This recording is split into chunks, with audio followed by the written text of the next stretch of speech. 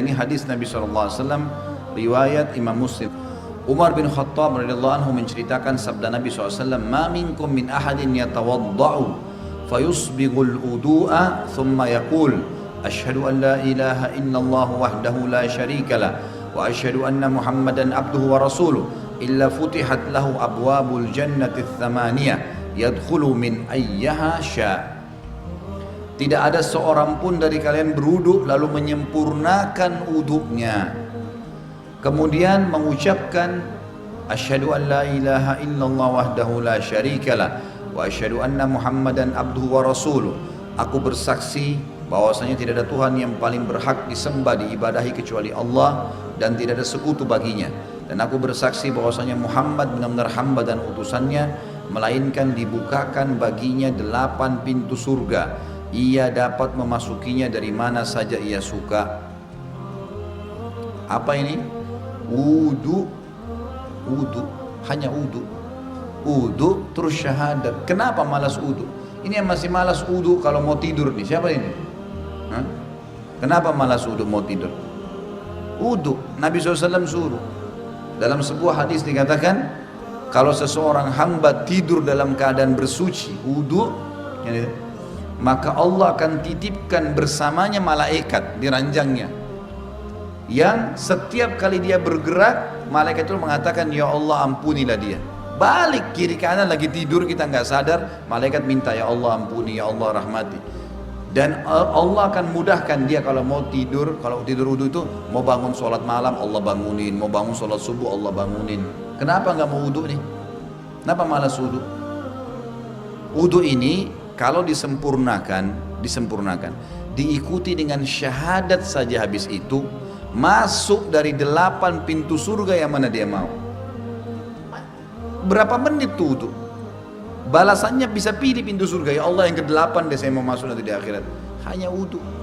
Wudu itu bukan cuma untuk sholat, makanya para sahabat selalu wudu, batal wudu, selalu, nggak pernah berhenti, harus wudu. Tapi makna hadis ini adalah pelajaran pertama, Bapak Ibu sekalian, siapa yang berwudu dan menyempurnakan wudunya,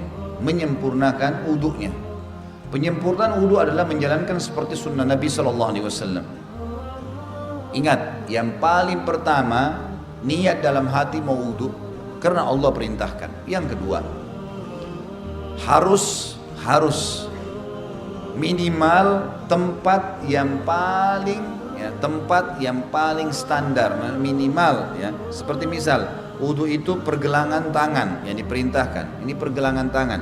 Ini batas minimal. Penyempurnaannya adalah menyentuh semua batas minimal. Kurang sedikit wudunya nggak sah, sholatnya nggak sah. Makanya ada makna hadis menyempurnakan wudu. Maksudnya adalah menyempurnakan tempat minimal, dan kalau Bapak Ibu lebihkan jauh lebih baik. Sabda Nabi SAW, saya ingin sekali bertemu dengan saudara-saudara saya. Kata para sahabat, ya Rasulullah, kami saudara-saudara Anda. Kata Nabi SAW, bukan, kalian sahabat-sahabatku, saudara-saudaraku yang datang nanti sepeninggalku, kita ini semua.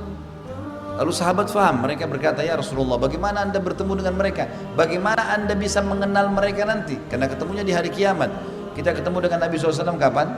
Di hari kebangkitan, mahsyar. Bagaimana Anda mengenal mereka sementara Anda tidak mungkin kenal mereka, tidak pernah ketemu, mereka juga tidak pernah ketemu dengan Anda? Kata Nabi SAW, sungguh dari tempat-tempat wudunya umatku akan keluar cahaya yang terang, dan tidak ada itu pada umat yang lain. Makna juga daripada hadis ini, kata ulama, adalah wudu itu hanya ada pada umat Muhammad SAW. Makna hadis itu karena dikatakan akan keluar cahaya dari tempat-tempat wudunya umatku. Maksudnya kalau umat-umat lain juga ada wudunya, berarti keluar cahaya juga. Sudah dibedain. Kata Nabi SAW, keluar nanti dari tempat-tempat wudu kita keluar cahaya semuanya. Dan bukankah seseorang yang memiliki kuda-kuda yang banyak bisa membedakan antara kuda-kuda itu bila ada kuda yang keempat kakinya berbulu warna putih, warna apapun badannya, tapi keempat kakinya itu berwarna ada bulu putihnya. Riwayat lain dikatakan keempat kakinya dan bagian dahinya rambut di bagian dahinya berwarna putih, pasti bisa dibedakan, oh ini kuda lain, karena warnanya kombinasi putih sama yang lainnya. Maka begitu pula saya akan membedakan umatku.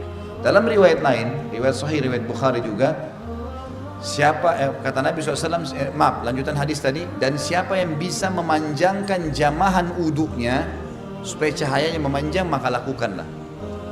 Disunnahkan lebihan, misal minimal tadi pergelangan, lebihkan. Minimal wajah seperti ini maka dilebihkan sampai di bawah dagu.